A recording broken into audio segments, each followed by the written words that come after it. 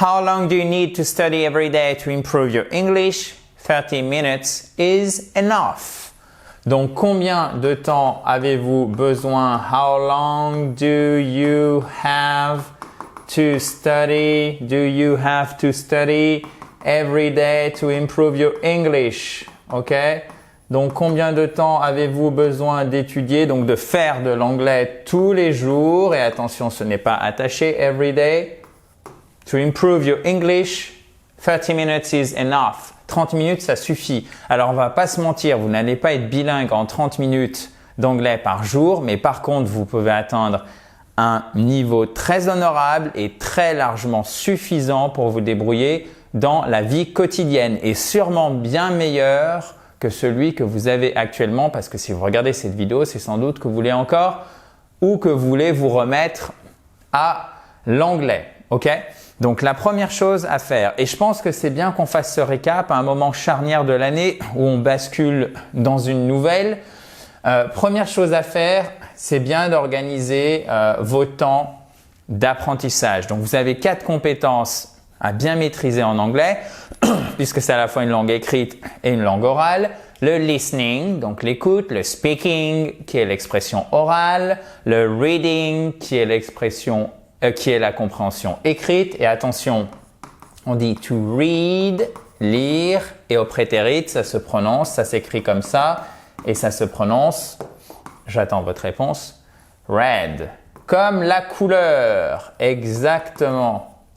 La couleur red, c'est la même prononciation que to read au prétérit. OK? Donc, faites bien attention. Par contre, ici, pour le nom, c'est un I long. Reading. Vous le voyez ici. Et writing, on ne prononce pas le W. Donc, il vous faut faire du listening, du speaking, du writing et du reading. Ça, ce sont les 4 compétences que vous allez devoir maîtriser. Mais alors, la petite astuce, c'est de ne pas les traiter les unes après les autres. Quand vous faites une séance d'apprentissage, on va voir au niveau du rythme, justement, pour qu'on tienne nos apprendre l'anglais en 30 minutes par jour, vous traitez 2 compétences à la fois en fait, par séance d'apprentissage. Et vous faites 2 fois 15. Alors, vous connaissez peut-être la technique, je crois, la technique de Pomodoro, si je ne dis pas de bêtises, où en fait, il est préconisé de travailler en 3 fois 25 minutes. Sauf que, par expérience, et on se rend compte rapidement avec la pratique, que 3 fois 25 minutes, c'est trop pour l'acquisition d'une langue étrangère, a fortiori si vous n'êtes pas très habitué à l'anglais. Donc moi, je préfère 2 fois 15 minutes et vous faites une pause de 5 minutes au milieu. Pourquoi? Parce que écouter de l'anglais quand vous comprenez pas tout, même pendant 5 minutes, je ne sais pas si vous avez remarqué, mais c'est quelque chose qui est littéralement épuisant pour le cerveau. Donc 2 fois 15 minutes, c'est largement suffisant. Et vous alternez les compétences. Par exemple, vous pouvez faire du listening et du reading 2 fois 15 minutes le lundi et le mardi. Et après, par exemple, vous faites du writing et un peu de speaking le reste de la semaine, etc. C'est à vous à faire votre schedule, votre emploi du temps selon ce qui vous arrange le plus et ce qui vous plaît le plus et peut-être aussi ce sur quoi vous devez absolument travailler. Vous pouvez légèrement déséquilibrer, par exemple, si vous voulez plus de speaking, parce que je pense que vous préférez vous améliorer à l'oral qu'à l'écrit, ou en tout cas que l'oral est sans doute plus votre priorité. Mais de toute façon, ça marche uniquement, ces 30 minutes par jour, si vous êtes régulier dans votre apprentissage. Le coup de je fais 3 heures en bloc le samedi après-midi d'anglais et je fais rien du tout le reste de la semaine, c'est contre-productif, c'est démotivant et ça ne vous mènera à rien. On sous-estime toujours les petits pas qu'on peut faire chaque jour en avançant. Alors petits pas, ça ne veut pas dire qu'on piétine, ça veut dire qu'on avance. Mais il y a un effort cumulé sur le temps. D'accord? Vous avez le temps qui passe et on s'arrête toujours là en fait. Mais si vous continuez, là, c'est énorme la progression que vous allez avoir. Donc, ne sous-estimez jamais la puissance de la régularité pour apprendre quoi que ce soit. Et ce qui est dur pour nous, êtres humains, si je puis dire, c'est qu'on a notre vie privée, vie professionnelle, et puis on n'a pas forcément envie, et il y a toujours quelque chose, c'est d'installer cette habitude. Mais ces 30 minutes par jour, si vous les tenez au bout d'un mois, hein, ça a été prouvé vraiment scientifiquement, c'est pas moi qui vous le dis parce que je veux que ça fasse bien. Non, ça a été prouvé. Au bout d'un mois, une habitude, elle est vraiment ancrée dans votre pratique quotidienne si elle est conservée. D'accord? Au bout de ces 30 jours. Donc pensez-y, 30 minutes par jour pendant 30 jours, peut-être que ce serait un magnifique objectif pour les bonnes résolutions de la nouvelle année. Et vous donnez des objectifs à court, moyen et long terme. Et moi, je trouve que ce qui est le plus intéressant pour se donner des objectifs et le plus rewarding, si je peux dire. Reward, c'est la récompense. Rewarding, c'est gratifiant. C'est en fait d'aller sur le speaking et de voir son amélioration lorsqu'on arrive à dire telle ou telle chose. Là, on arrive à mieux se faire comprendre, etc. Donc, je ne vais pas revenir sur comment pratiquer, etc. Mais je voulais vraiment vous donner la structure de votre apprentissage qu'il faut tenir pour arriver à améliorer votre niveau en 30 minutes par jour. Une chose que vous devez aussi savoir, il y a une certaine culpabilité dont on est tous un petit peu victimes dans le sens où on se dit voilà, je suis nul en anglais, c'est de ma faute, c'est vraiment la catastrophe. Vous êtes peut-être parti à l'étranger et là, ça a été un wake-up call et wake-up call. Donc, vous êtes réveillé, vous êtes dit non mais c'est pas possible, il faut que je fasse quelque chose, il faut que j'améliore mon anglais. Et là, vous apprenez des listes de vocabulaire, vous faites de la grammaire, c'est pas grave, je déteste, mais il faut que je le fasse. Ben ça marche pas. Que vous fassiez 30 minutes par jour ou pas, ça ne marche pas. Pourquoi? Parce qu'on retient ce qui nous intéresse. Ça, c'est clair et net. C'est exactement comme à l'école. Si vous n'êtes pas intéressé par le cours, ça rentre par une oreille, ça sort par l'autre. C'est sûr et certain. Ça marche pour les enfants, ça marche pour les ados, ça marche aussi pour les adultes. Donc, il faut trouver des ressources, des sujets, des thématiques qui vous plaisent. Allez, par exemple, sur les forums. Vous êtes passionné d'équitation ou de cuisine, il y a toujours quelque chose qu'on aime bien.